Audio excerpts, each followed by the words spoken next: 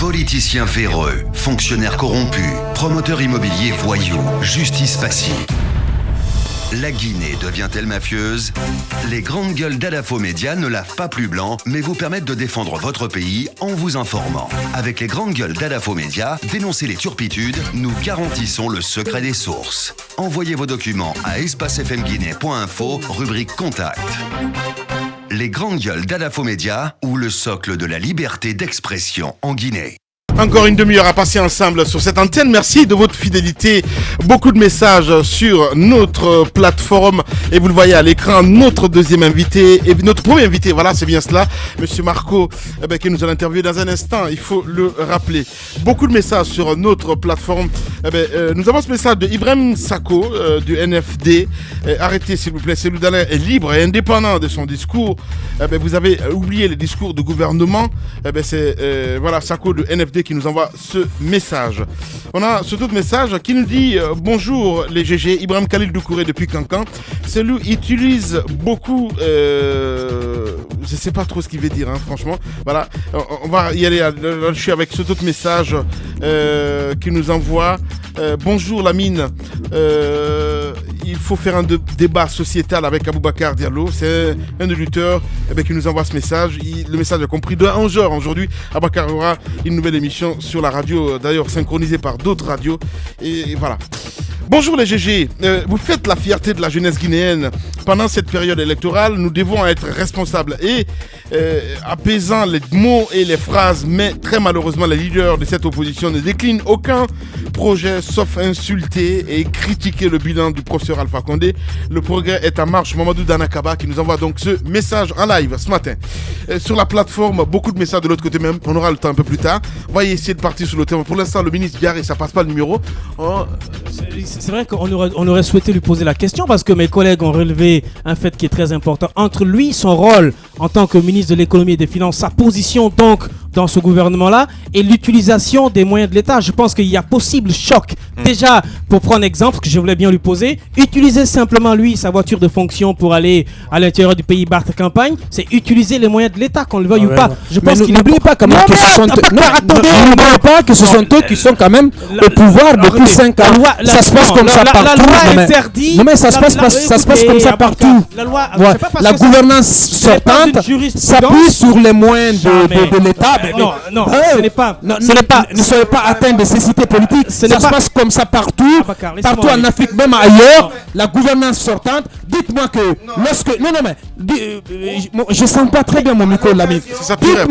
Dites-moi que lorsque le président Obama a été amené à solliciter un second mandat de ses compatriotes américains, qu'il n'a pas utilisé les moyens de l'État. Non, jamais.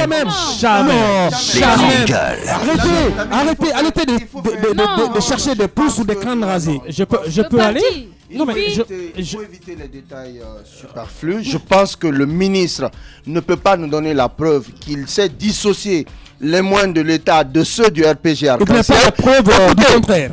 Donnez-moi un exemple. En France, ou à l'occasion d'une campagne électorale, on a vu un ministre de l'économie. Donnez-moi un exemple.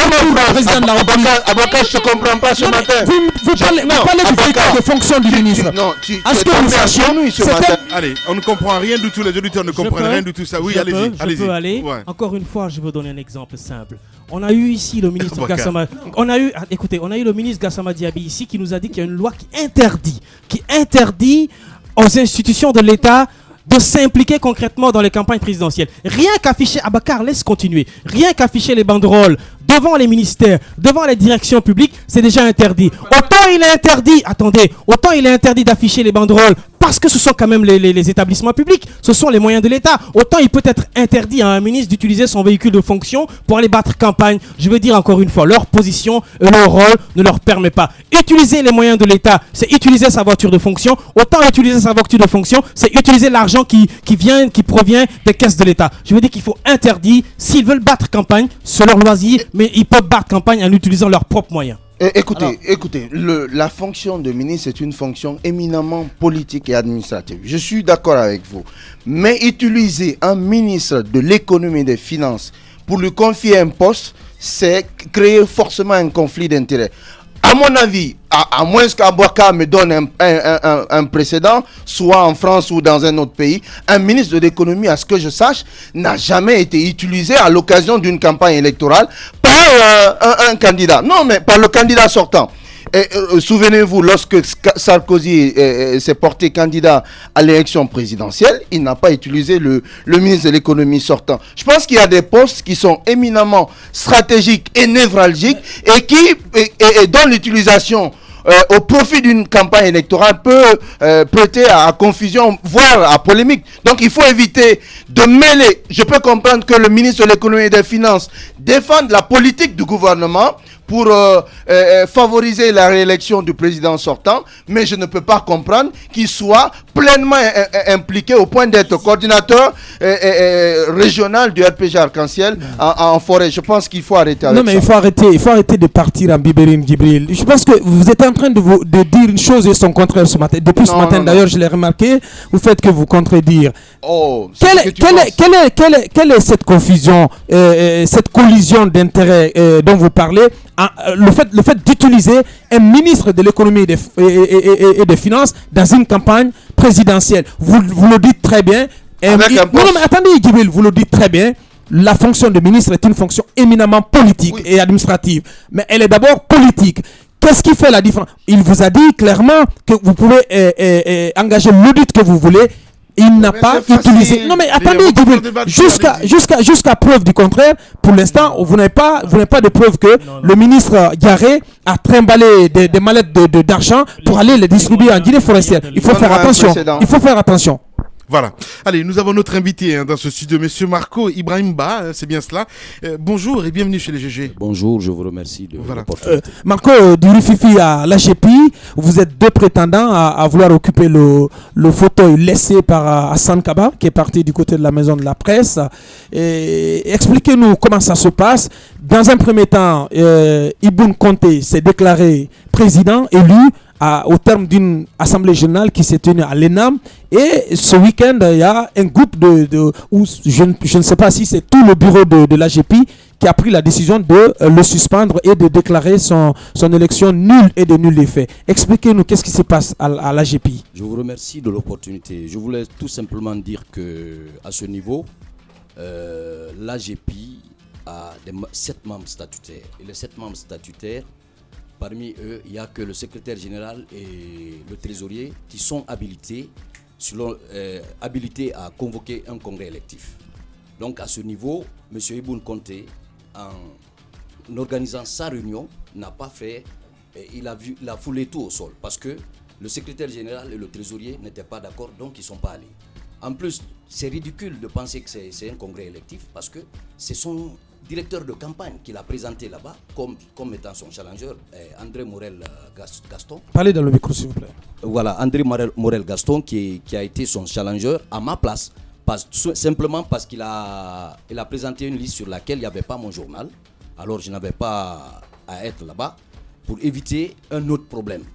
Il vous souviendra que le 7 août, lors de notre rencontre qui s'est soldée par ma victoire au consensus, ils sont venus tout casser à déjà au siège de la HAC.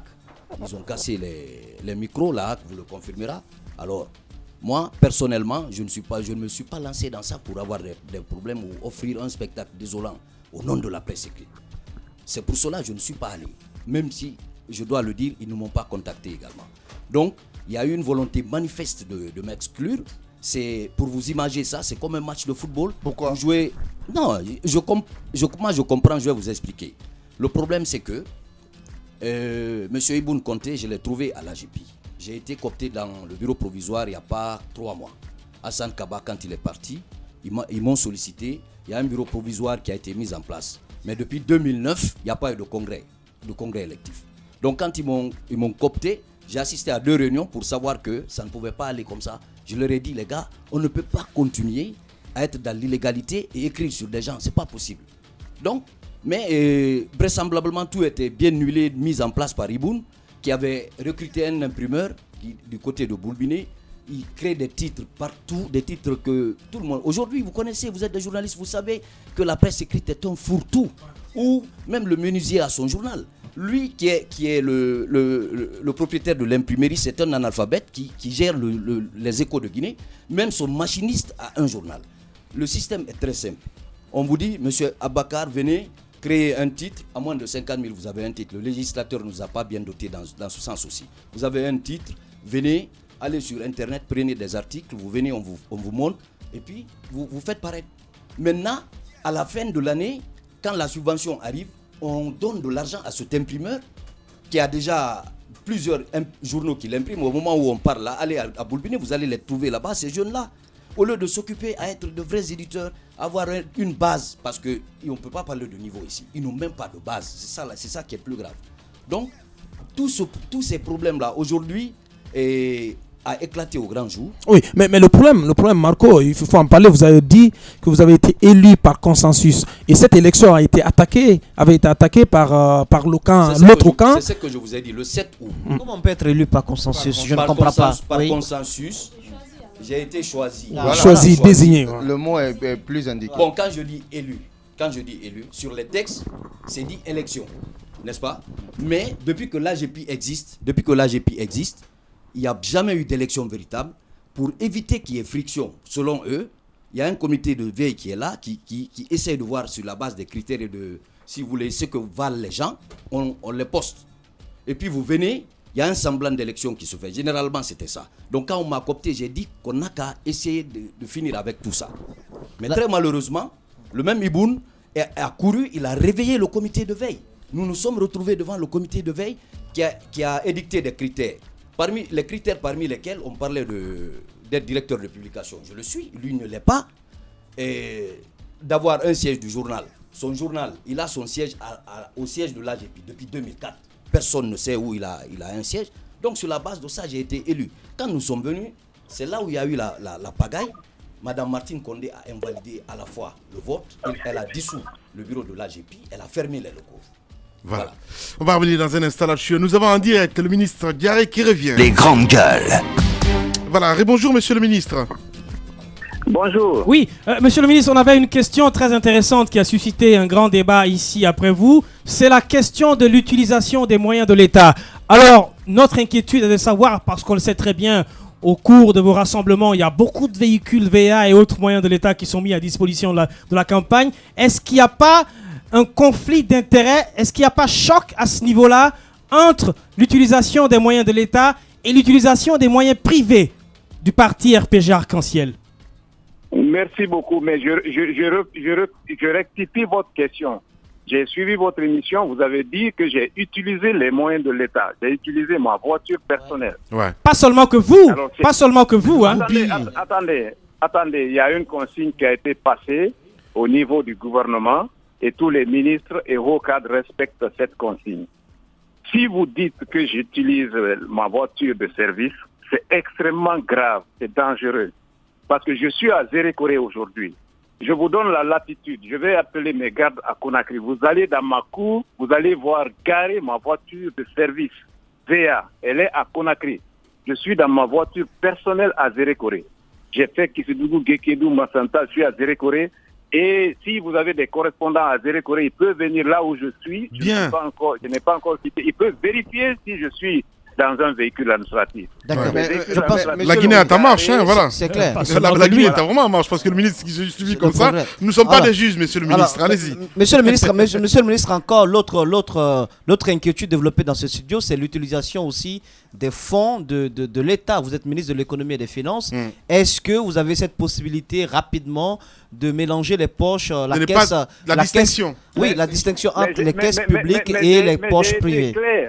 J'ai été clair tout de suite. Vous savez, moi je suis un technicien qui connaît les finances publiques. Je connais les risques mais un technicien politique, un financier. Ouais. Donc, je suis en politique, bien sûr.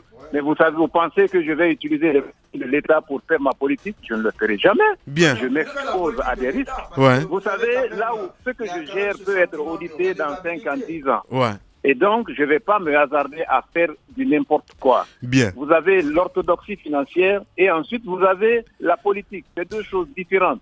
Bien. Quand je suis en politique, j'ôte mon manteau de ministre des Finances. L'autre question, monsieur le ministre, l'autre question qui a fait débat dans ce studio, c'est le fait que vous-même, votre personne en tant que ministre de l'économie et des finances, soit mise à contribution par la gouvernance sortante pour battre campagne en sa faveur. Est-ce que cela... Quelle est la loi guinéenne qui interdit ça? Oui, j'entendais dans ce studio que nulle part dans ce monde cela n'a été fait. Un ministre de l'économie et des finances ne peut être utilisé dans une campagne électorale. La neutralité de l'administration, monsieur le ministre. De quelle neutralité de l'administration vous voulez parler? On a demandé au préfet, au sous-préfet d'être neutre. Les ministres sont sont à des postes politiques. Ne l'oublions pas. C'est des postes politiques. Aucune loi nous interdit. Le ministre de l'administration du territoire, il a convoqué les administrateurs territoriaux. Il n'a pas convoqué les ministres. Ouais. Les ministres ne font pas partie. Sortez-moi une loi guinéenne qui interdit à un ministre de battre campagne. Alors, du côté bien, on va essayer de revenir sur la campagne du côté de la Guinée forestière. On a vu Cellou Dalein avec Jean-Marc Teliano sur le terrain hier. En tout cas, les images le prouvent, si vous voulez, monsieur le ministre, quelque part. Comment allez-vous y prendre du côté de la Guinée forestière? Parce qu'on sait très bien aujourd'hui que, en ce qui concerne ses leaders de l'autre côté, quand vous prenez aujourd'hui Papa Koli, c'est pas vraiment l'abord parfait, hein, avec le président Alpha Condé, surtout le RPG Arc-en-Ciel. Comment vous allez faire? Jean-Marc, c'est le divorce. Dadi, ça ne va pas. Faya Milimo, on n'en parle même pas. Comment vous allez vous en sortir? Sachant que chacun s'est collé son petit forestier. Je vais vous dire. Allez-y. La forêt, les impressions sur la forêt sont surévaluées. On parle de pôle, on parle de pierre. Moi, je suis sur le terrain. Je suis sur le terrain de la forêt il y a plus de 2 mois. Je sais exactement ce qui se passe. À commencer par Kitoudou jusqu'à Bela, Lola, Yomo. Je suis en contact avec les secrétaires généraux des sections, des sous-sections, au niveau des sous-préfectures, au niveau des districts. Je sais comme ils sont surévalués. On parle de pôle, on parle de pierre. Moi, je suis sur le terrain. Je suis sur le terrain de la forêt il y a plus de 2 mois. Je sais exactement ce qui se passe. À commencer par Kitoudou jusqu'à Bela, Lola, Yomo. Je suis en contact avec les secrétaires généraux des sections, des sous-sections, au niveau des sous-préfectures, au niveau des districts. Je sais combien de fois on a mis en place une stratégie pour essayer d'avoir le maximum de militants, de votants, de sympathisants pour aller au vote, pour mieux voter. Donc, quand vous dites les noms de Paul et de Pierre, je pense que c'est surévalué, c'est surdimensionné. Aujourd'hui, en forêt, tout se passe bien pour l'RPG Arc-en-Ciel, je vous rassure.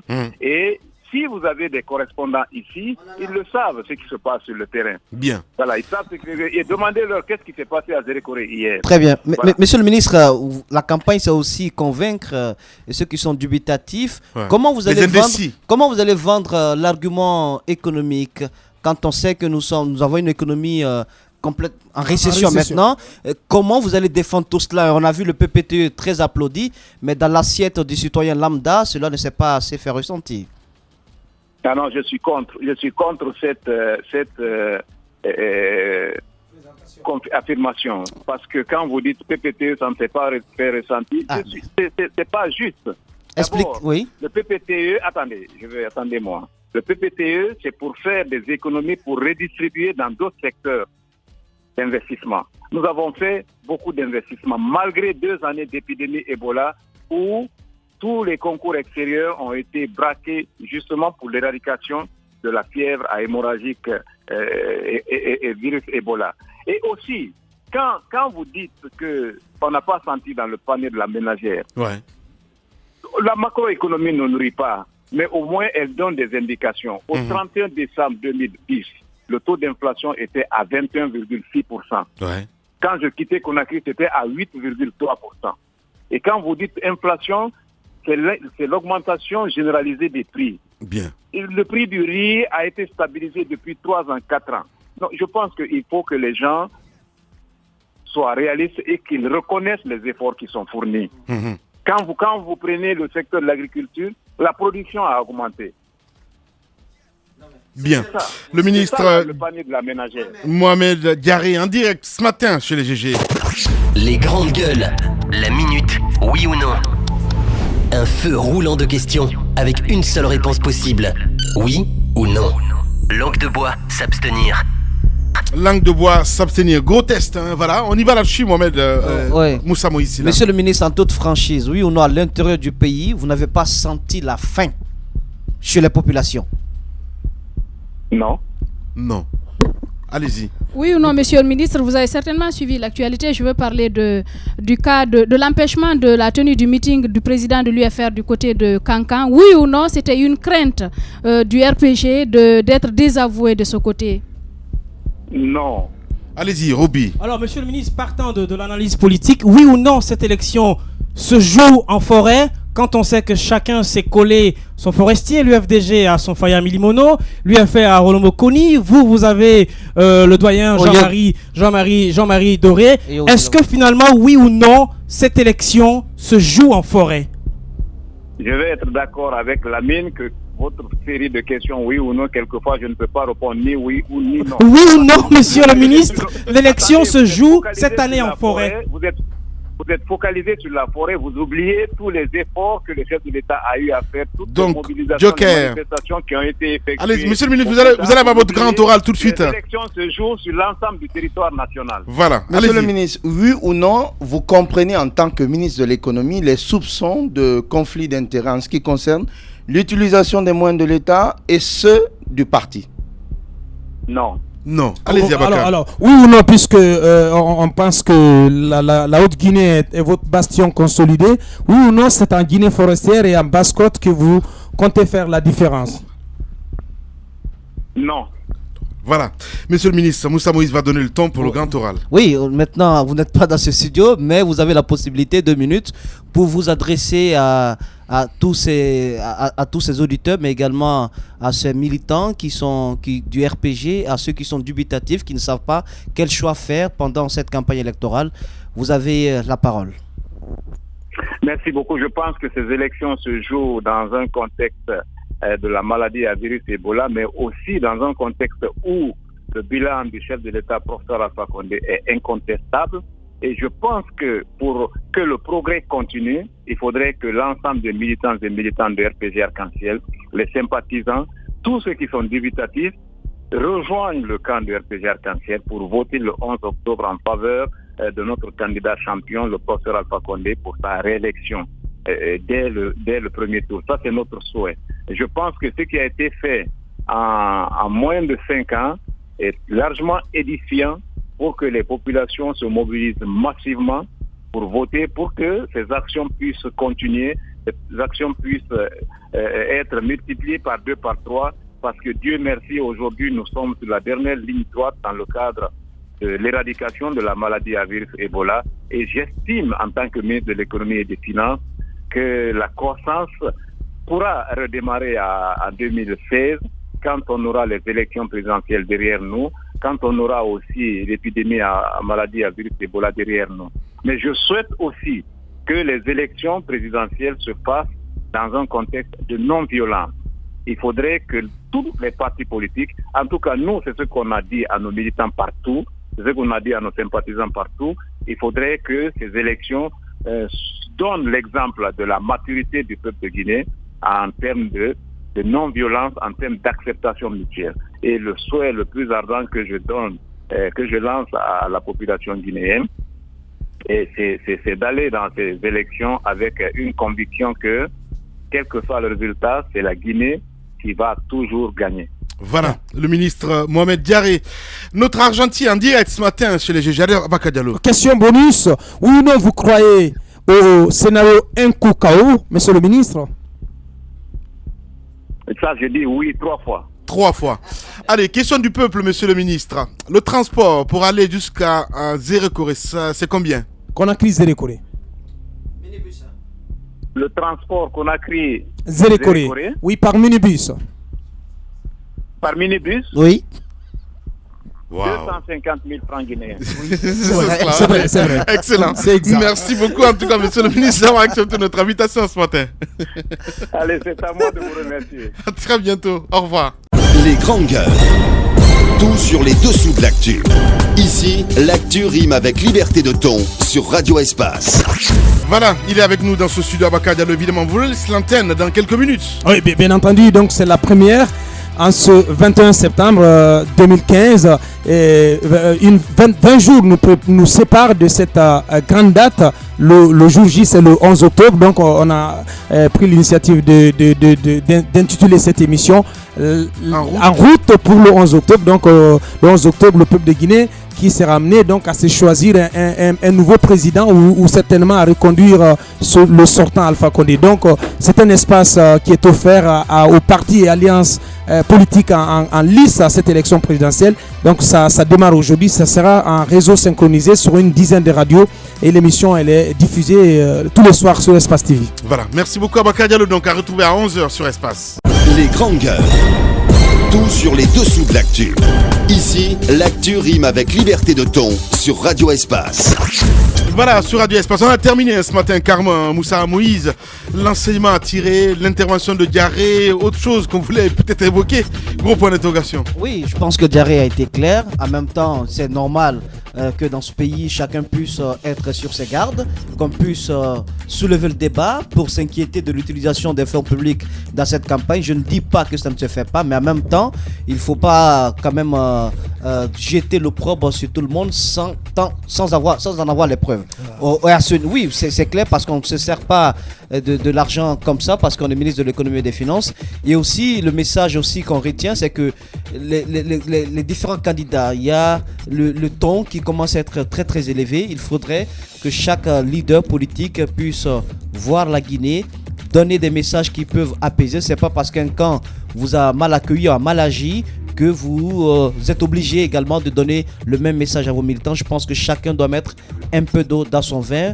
Les prémices que nous voyons déjà nous inquiètent. Il faudrait que les leaders politiques se ressaisissent et que les forces de sécurité jouent pleinement leur rôle. Les ONG, le ministère des droits de l'homme, tous ceux qui sont chargés de faire un quelconque monitoring durant cette période électorale, chacun doit s'impliquer pour qu'il n'y ait pas de violence. Merci Moussa. Allez, Madame Yoruba. Non, et ce que je voudrais dire par rapport à la tournée de M. Diarré, c'est vrai qu'on n'a pas de preuves tangibles que ce monsieur s'est servi dans les caisses de l'État, mais le plus souvent, en Afrique, les enquêtes ne sont pas menées de façon approfondie et c'est facile de confondre sa poche à celle à la caisse de l'État.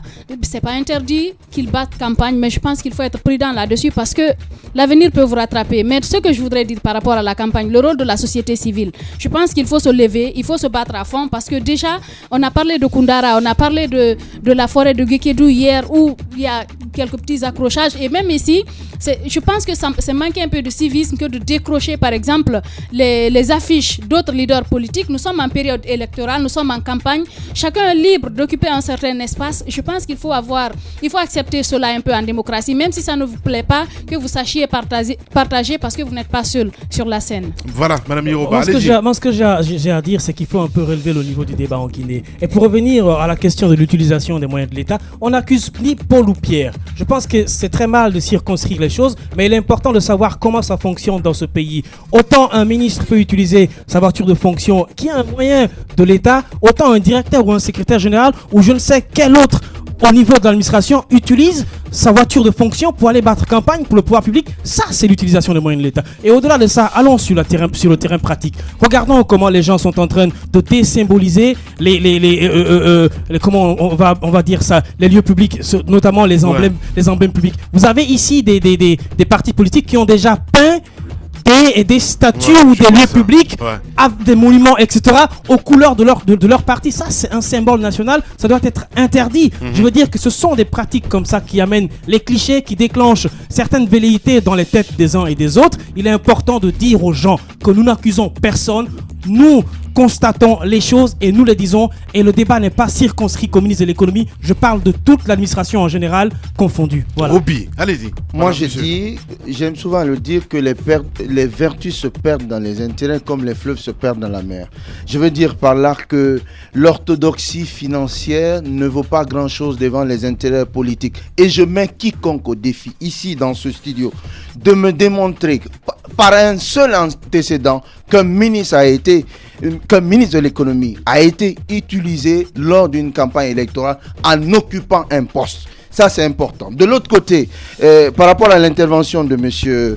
monsieur c'est important de.